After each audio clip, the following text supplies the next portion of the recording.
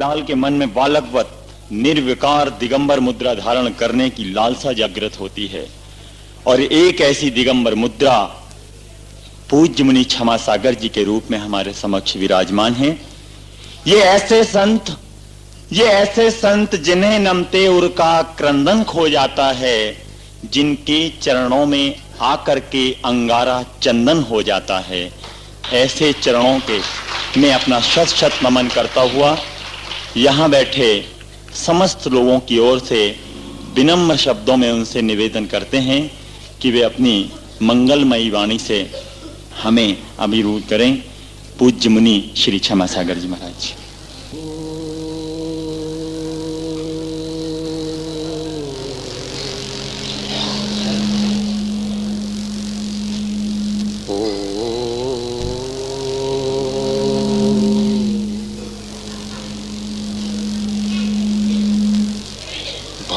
बीजांकुर जनना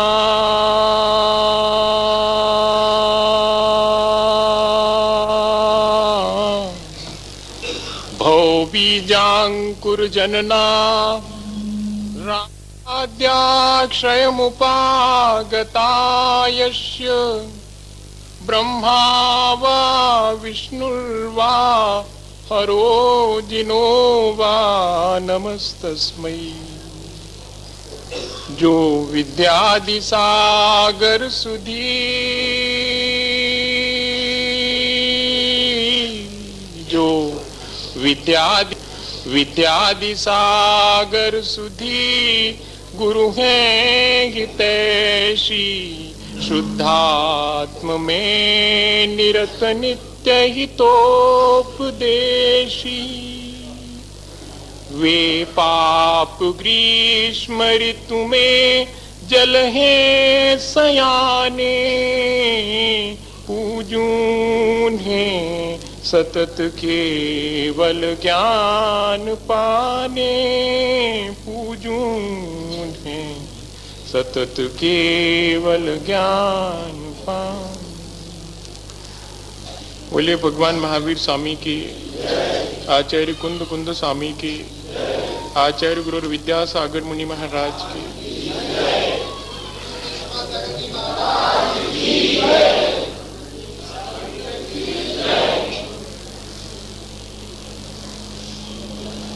हमेशा की तरह फिर एक दिन हमारे पास इस बात के लिए है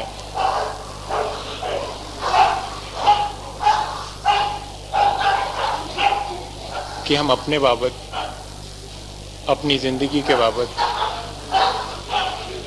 कुछ थोड़ा सा समझ सकें, सीख सकें। मुझे हमेशा लगा करता है कि कितने थोड़े से क्षण हैं हमारे पास जब हम अपने भीतर जो कुछ घटित होता है वो देख पाते हैं, और जो कुछ हमारे भीतर घटित होना चाहिए उसके बाबत भी कुछ सोच पाते हैं। घटित तो हो रहा है कि हम निरंतर अपनी जीवन की ऊर्जा, अपने जीवन के स्रोत से हटते जा रहे हैं। घटित ये होना चाहिए कि हम अपने जीवन के स्रोत के अधिक निकट हो। सबके भीतर वो है। अज्ञेय की भाषा में सोया है एक झरना अमृत का सबके भीतर, इंतजार है कि कोई आए और एक नई धार बहा दे। लेकिन ऊपर उस झरने के जो कुछ हमारे ही द्वारा इकट्ठा हो गया है, जिसकी वजह से वो रिसोर्स ढक गया है, वो कौन अलग करेगा? जिसने ढका है वो ही ना अलग करेगा। अगर कोई ढकने वाला दूसरा है तो हमारी कोई जिम्मेदारी नहीं है।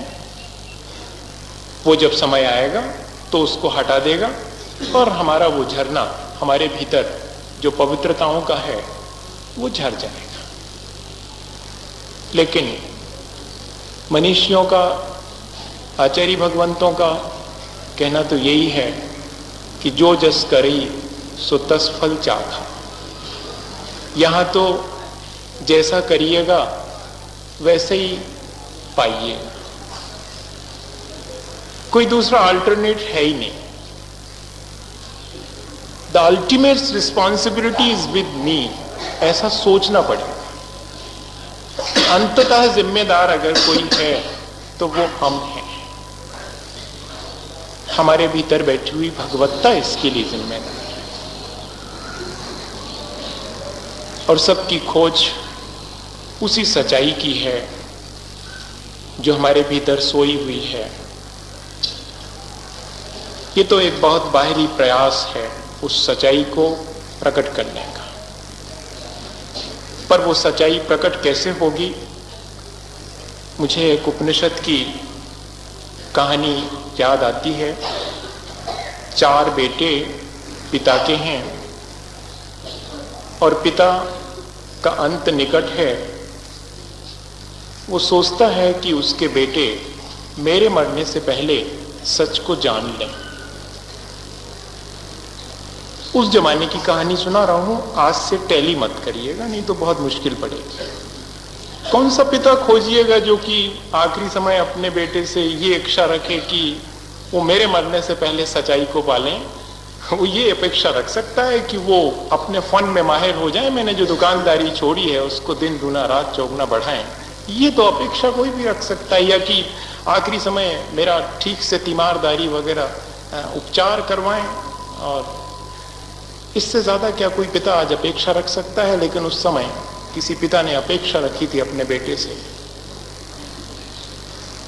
और ज्यादा दूर नहीं जाना है, मुझे इंदौर के डॉक्टर साहब ने सुनाया था कि जब उनके बेटे ने, मुझे ऐसा याद है सन 86 में, कि आकर के पैर छुए थे कि मैं MSc हो गया, मास्टर ऑफ साइंस हो गया, तो उन्होंने अपने बेटे से ही पूछ लिया था कि what do you mean by the लोक एंड अलोक and what do you mean by the soul and non soul, are you no?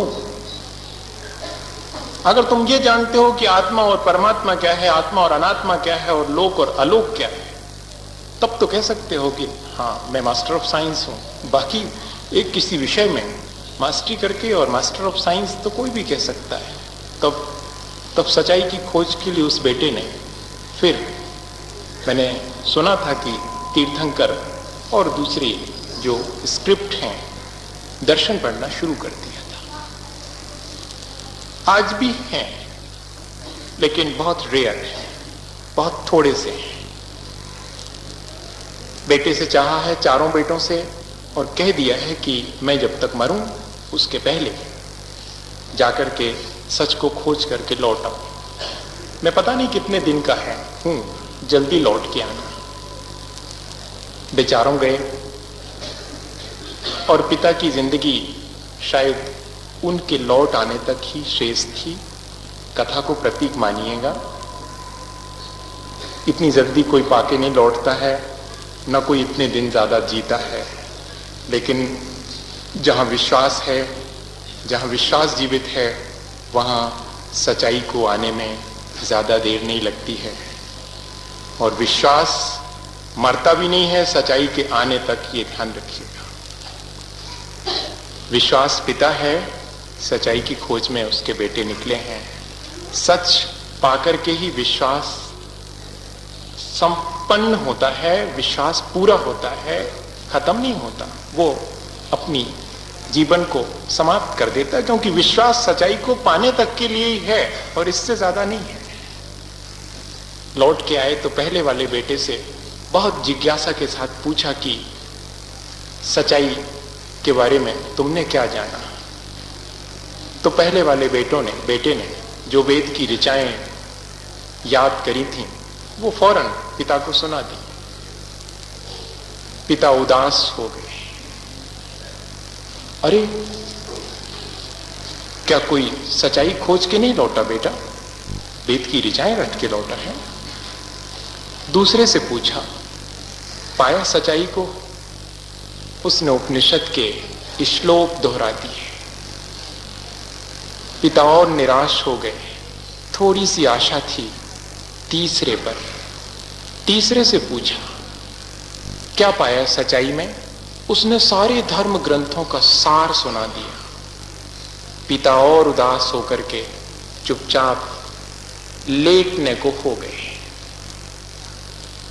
चौथा वाला चुप, उसने कुछ नहीं कहा, ये सोच करके कि थक गए होंगे पिता, बहुत देर से इतनी बातें सुन रहे हैं, फिर मौका होगा तो बता दूंगा। अचानक पिता को याद आया कि अभी एक और शेष है। विश्वास सच्चाई को पाने के लिए आखिरी दम तक जिंदा रहता है, इस आशा से कि अभी भी कोई शेष है। चौथे वाले बेटे को कहा कि तुम बताते क्यों नहीं हो? तुम ये सोच रहे होगे कि मैं थक गया हूं इसलिए सुन नहीं पाऊंगा। कहो, तुम एक और शेष हो, कहो तुमने क्या पाया? वो तो चुप खड़ा हुआ था, कुछ कहा ही नहीं उसने, कहने के लिए था ही नहीं कुछ। पिता उठ करके खड़े हो गए और गौर से आकर के उस बेटे की आंखों में झांक करके देखा। उसके चेहरे पर एक बार गौर से देखा तो आंखों में एक गहरी शांति थी और होठों पर मुस्कुराहट थी।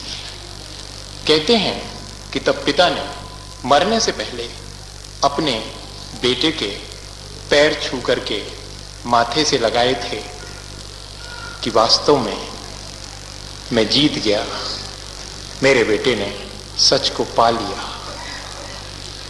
मैं सच लिखता रहा और लिख लिख कर सब झूठ करता रहा।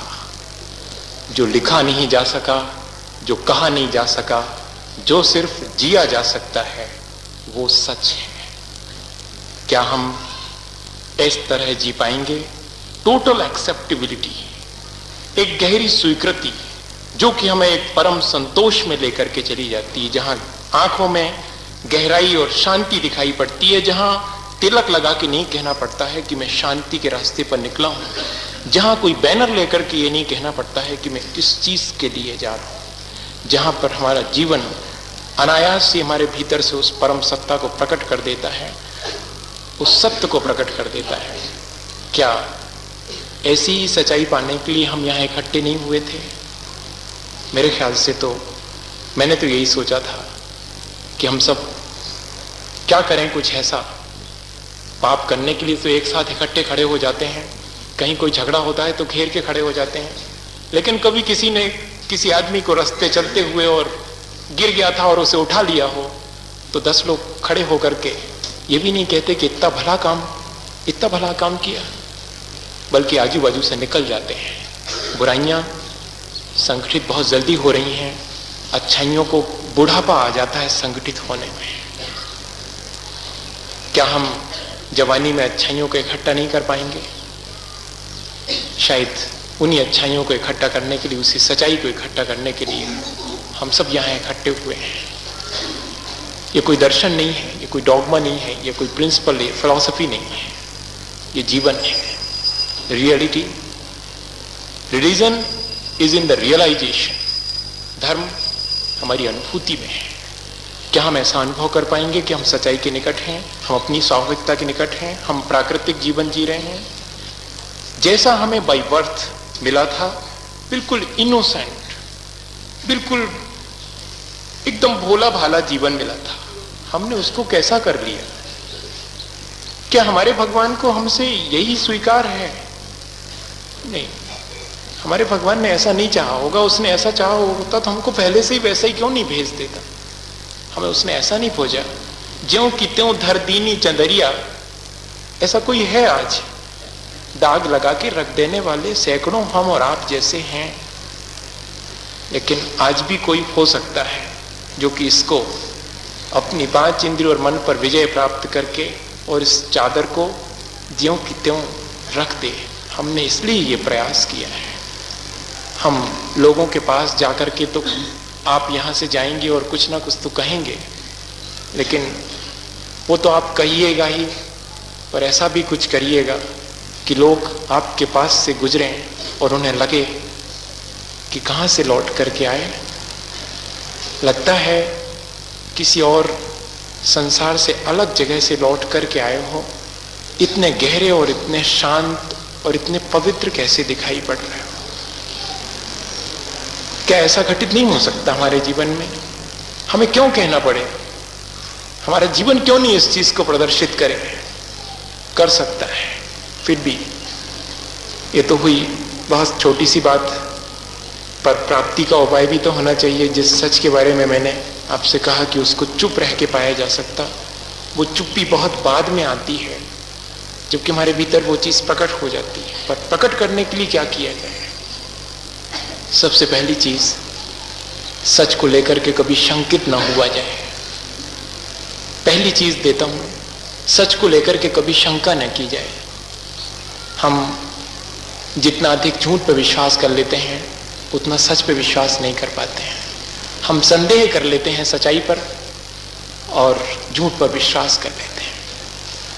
पहला काम मैं आपके जुम्मे क्या, मैं अपने ही जुम्मे सौंपता हूं। आपको अपने से अलग कहां मान रहा हूं? मैं अपने जुम्मे सौंप रहा हूं और आप मेरे उस अपने में शामिल हैं, इसलिए कह लीजिएगा कि आपके जुम्मे सौंप रहा हूं। सच्चाई के प्रति जरा भी शंका नहीं करेंगे, जरा भी संदेह नहीं करेंगे। सच्चाई से अधिक हम किसी और चीज की आकांक्षा नहीं करेंगे और किसी चीज की अपेक्षा नहीं करेंगे। क्या ऐसा हम कर पाएंगे? एक सेकंड के लिए भी नहीं कर पाएंगे? क्या कर पाएंगे? एक सेकंड के लिए तो कर पाएंगे, एक दिन के लिए उसके बाद कर पाएंगे, एक पूरी जिंदगी के लिए भी उसके बाद जरूर कर पाएंगे। पर सवाल यह है कि कौन एक सेकंड के लिए इस बात के लिए तैयार होता है कि वो सच्चाई के सिवाय और कुछ नहीं चाहेगा उस एक सेकंड में, और हम सच्चाई से घृणा नहीं करेंगे। तीसरी बात। और चौथी बात, सच्चाई के रास्ते को छोड़ करके किसी गलत रास्ते पर, असत्य के रास्ते पर न चलेंगे, न चलते हुए की प्रशंसा करेंगे। हमने आज तक जितना सम्मान सच्चाई को नहीं दिया, शायद उससे कहीं अधिक बुराइयों को दिया, क्योंकि हमने बुराइयों को फलते फूलते देखा है और सच्चाई को, ईमानदारी को जमीन पर, रास्ते पर घिसटते देखा है। इसलिए हम अविश्वास कर बैठते हैं। लेकिन ध्यान रखना, ये ईमानदारी नहीं घिसट रही है, पुरानी बेईमानी को घिसटने में मजबूर होना पड़ रहा है। और ये हवेली जो बन रही है वो इस बेईमानी की नहीं है, वो किसी पुरानी ईमानदारी की है। अगर आपको देख नहीं है सच्चाई और बेईमानी, तो उस आदमी को सोते समय और उस आदमी को पूरे दिन जीते समय देखिएगा कि वो किस छटपटाहट में जीता है 6 खंड के महल में। और उस आदमी को देखिएगा जो एक 10 पैसे का पेपर बिछा करके, 10 पैसे का उस समय आता था, अब 1 रुपए के 1.5 रुपए का आता है, चलिए उसको बिछा करके वो चुपचाप सो जाता है। लेकिन उसका जो फुलफिलमेंट है, उसका जो आत्मसंतोष है, वो उसके पास नहीं है। ईमानदारी आत्मसंतोष देती है, ईमानदारी से और कुछ मत चाहिएगा। अगर आप ईमानदारी से और कुछ चाहते हैं, संसार चाहते हैं, तो मानिए बेईमानी सीखना शुरू कर दीजिएगा। संसार तो बेईमानी से मिलेगा। रोटी ईमानदारी से मिलती, कोहिनूर एक है, और जो झपट ले उसको मिल सकता है, जो बेईमान हो उसको मिल सकता है। आप यहां से निकलेंगे, क्या पाने निकलेंगे? मैं तो सोचता हूं कि आप एक आत्मसंतोष यहां से लेकर के, और उसी आत्मसंतोष को प्रिजर्व करने के लिए, उसी आत्मसंतोष को अपने भीतर और हर एक को बांटने के लिए, कि देखो हमारे पास ऐसा है और हमारे जीवन से आप क्या ले सकते हैं, हम अपने जीवन से किसी को क्या दे सकते हैं, क्या आप ऐसा अपना जीवन बनाने की कोशिश करेंगे? सच्चाई पर हम अविश्वास नहीं करेंगे, सच्चाई का हम सम्मान करेंगे। और 5वीं बात कि हम किसी सच्चाई के रास्ते पर चलने वाले की गलतियां नहीं देखेंगे, क्योंकि जो चलता है वो जरूर से गिरता है। जो बैठा हो और ये अहंकार करे कि मैं तो सारी जिंदगी कभी गिरा ही नहीं, जो एग्जामिनेशन ना दे और ये अहंकार करे कि मैं कभी फेल नहीं हुआ, तो कर सकता है। जो एग्जामिनेशन देता है उसके पास होने की भी उतनी गुंजाइश है जितनी उसके फेल होने की गुंजाइश। तब कोई अगर सच्चाई के रास्ते पर चले और उसकी कोई गलती हो जाए, तो अगला कदम है कि सच्चाई के रास्ते पर चलने वाले को गिरते देख करके हंसना नहीं, बल्कि उसको संभालना। 6वां कदम रखिएगा कि सच्चाई के रास्ते पर कोई भी चलना शुरू कर दे, उसको संभाल लीजिएगा।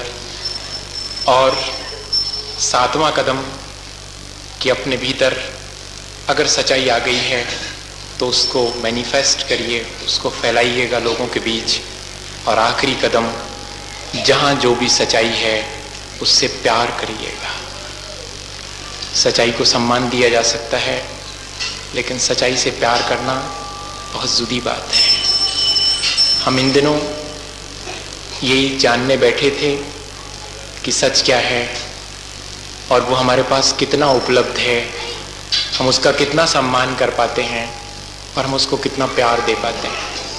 जो सच को प्यार करता है वो मानिएगा पूरी दुनिया को प्यार करता है, क्योंकि यहाँ सच के सिवाय और है क्या। लेकिन आंख होनी चाहिए उस सच को देखने की। हर एक के भीतर अगर वो सच्चाई दिख जाए, जो सच्चाई मेरे भीतर है वो सच्चाई सबके भीतर है और उस सच्चाई का मुझे सम्मान करना है। धड़कन से बड़ी कोई सच्चाई हो सकती है, जीवन से बड़ी कोई सच्चाई हो सकती है। और आप अगर सच्चाई का सम्मान कर रहे हैं तो आप जीवन का सम्मान कर रहे हैं, आप हर सांस का, हर धड़कन का सम्मान कर रहे हैं। मैं एक बहुत छोटी सी घटना, पता नहीं किसके जीवन की है, घटनाएं सब किसी न किसी के जीवन की हुआ करती हैं, इसलिए उनके जिंदा होने के ज्यादा चांसेस हैं।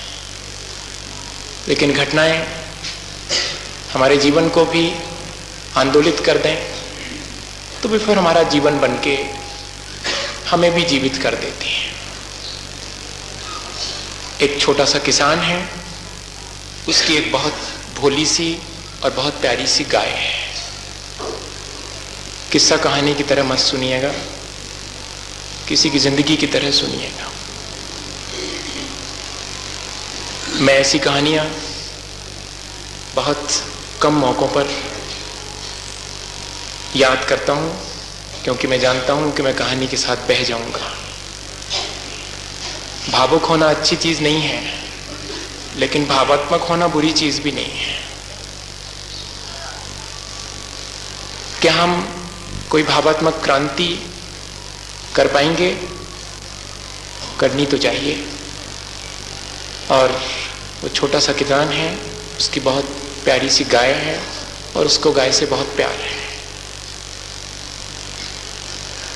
उसके जैसी गाय आसपास कहीं भी नहीं है। सबकी आंख उसकी गाय पर है कि चाहे जितने पैसे लग जाएं, गाय हमको मिल जाए। मिल जाता है कोई तब जबकि बहुत सारा प्यार दिया जाए, और छूट जाता है कोई तब जब बहुत सारा पैसा देकर के उसे खरीदने की कोशिश की जाए।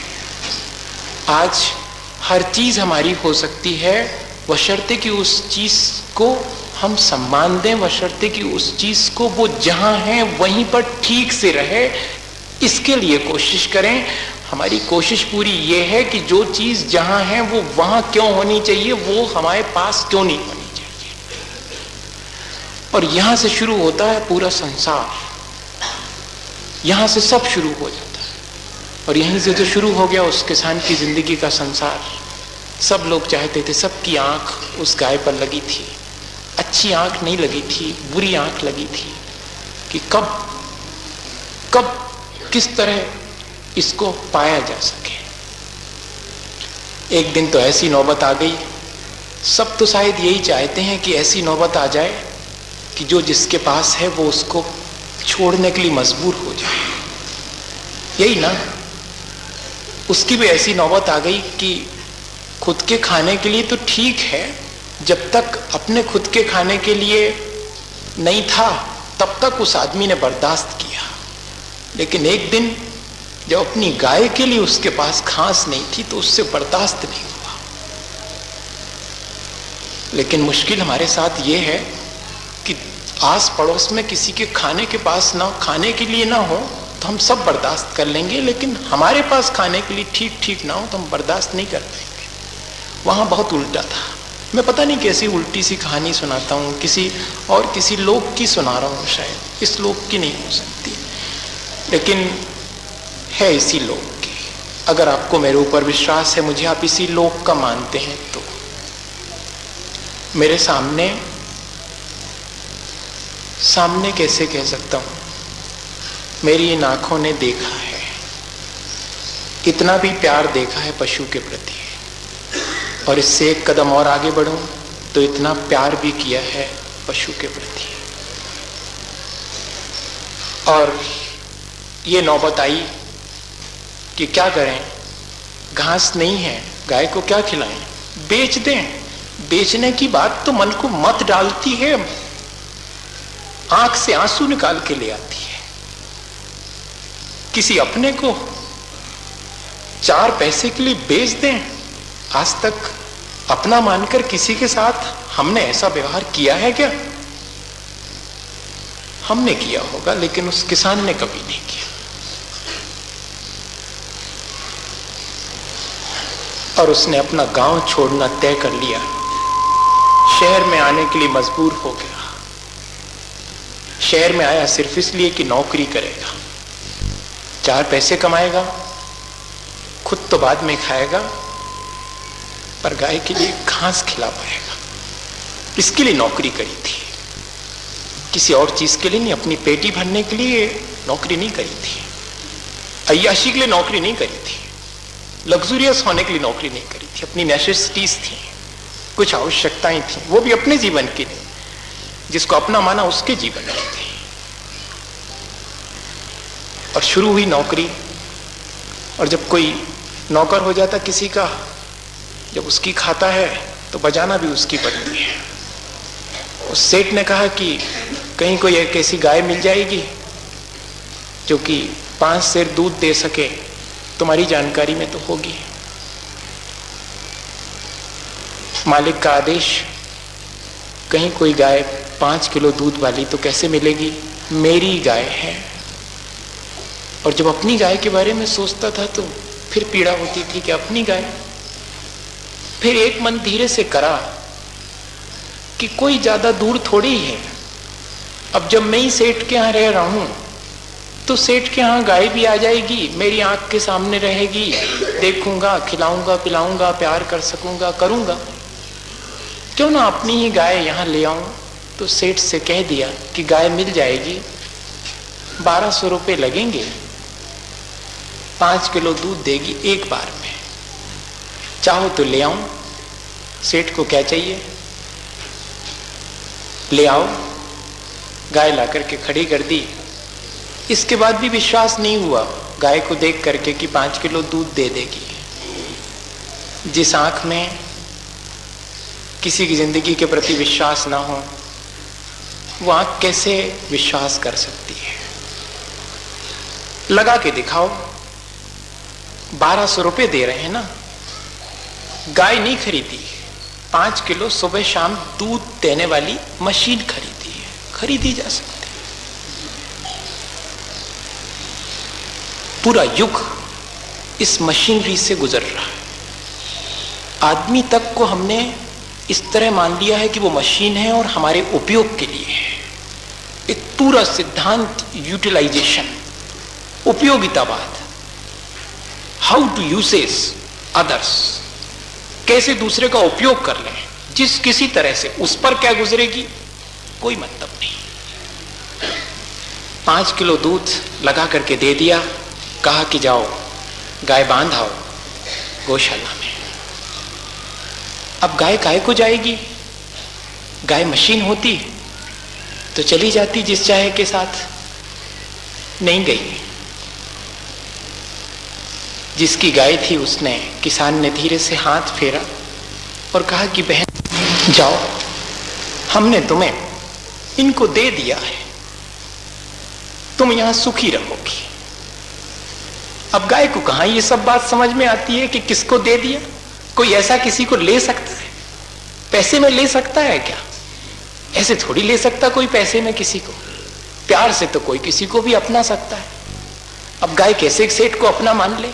सेठ ने खरीदा होगा 1200 रुपए में, गाय ने थोड़ी अपने को बेचा है 1200 रुपए में।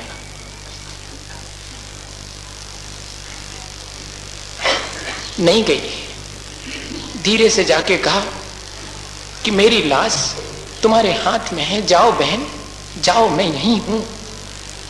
अब तो जाना पड़ा कि किसी की लाश हमारे हाथ में हो तो अपने लिए तो कुछ भी किया जा सकता है, किसी की इज्जत बचाने के लिए अपनी बेइज्जती भी हो जाती है, तो इसमें कोई बहुत बड़ी बात नहीं है। गाय के साथ ऐसा घटित हो सकता है, आदमी के साथ घटित हो जाए नहीं। चली गई गाय, लेकिन मुश्किल, गाय जा सकती है। दूसरे दिन समस्या खड़ी हो गई कि दूध नहीं देती। कहते थे कि 5 किलो देती है, 1 बूंद नहीं देती। 5 किलो दूध के लिए मैंने गाय मंगाई थी, 1 बूंद नहीं देती। आया, उसने कहा लाओ बर्तन लाओ। बर्तन लाया, गाय पर हाथ रखा और दूध निकालना शुरू किया, तो 5 किलो दूध तो था ही,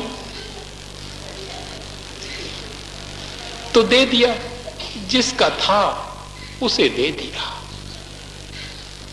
उसे ही दिया जा सकता जिसका है, और किसी को कैसे दिया जा सकता है।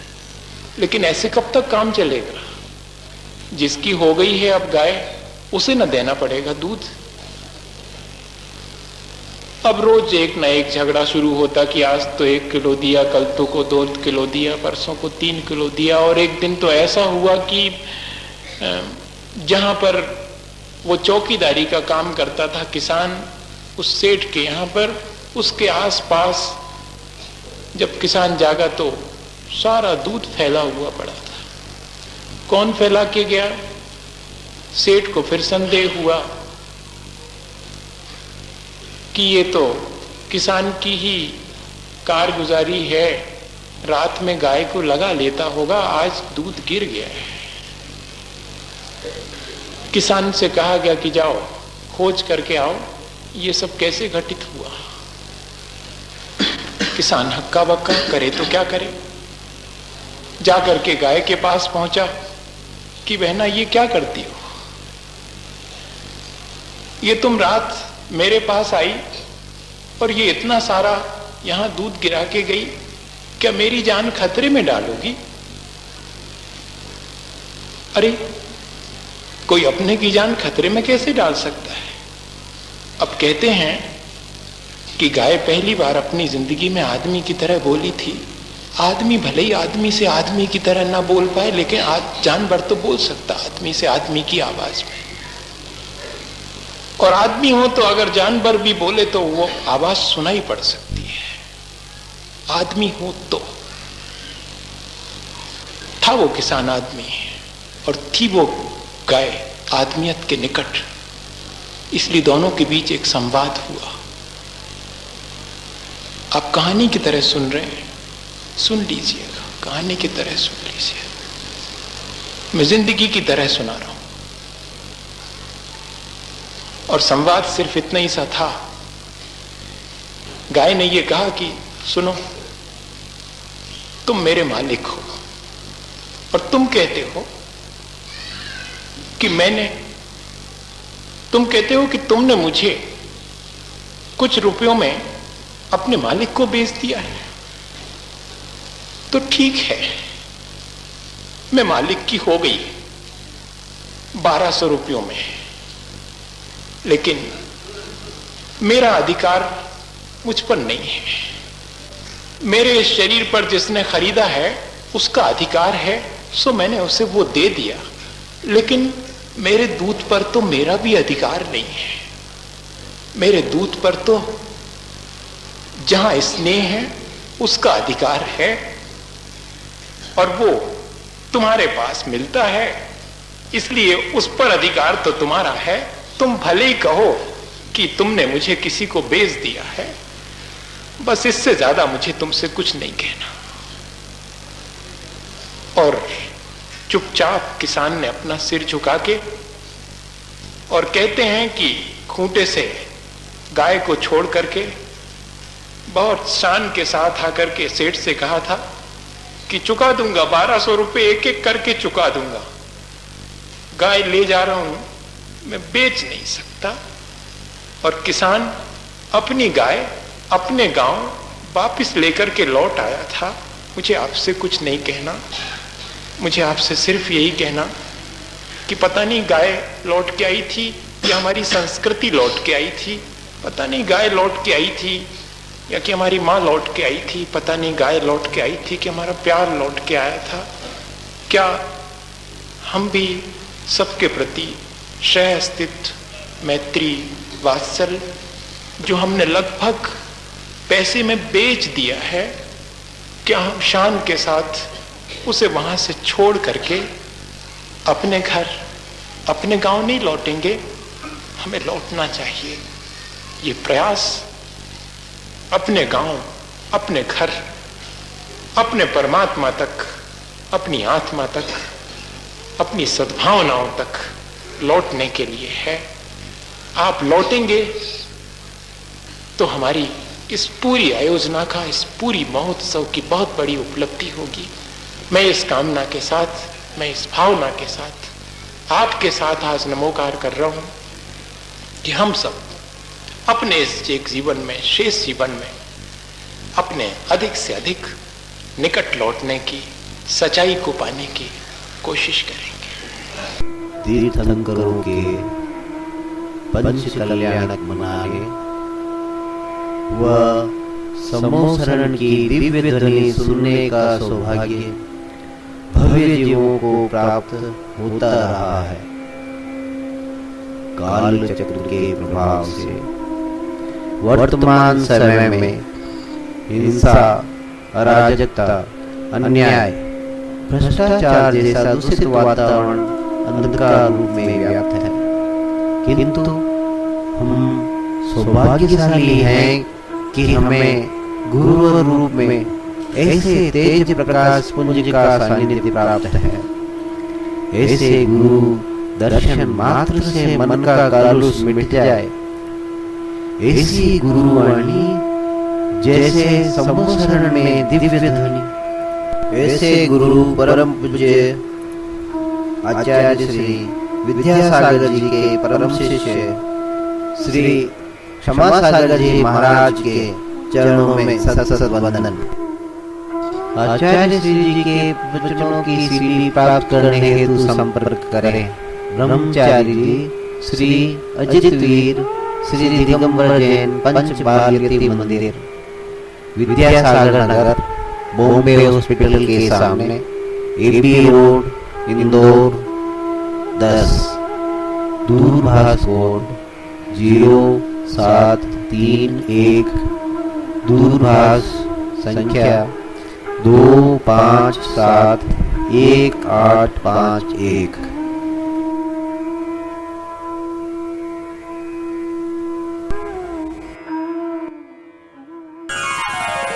पतझड़ न रहे इसलिए बसंत चाहिए, पतझड़ न रहे इसलिए बसंत चाहिए, कुरीतियों का अब तो हमें अंत चाहिए। तंग घना अज्ञानता का छारना है गर, आज क्षमा सागर जैसा संत चाहिए।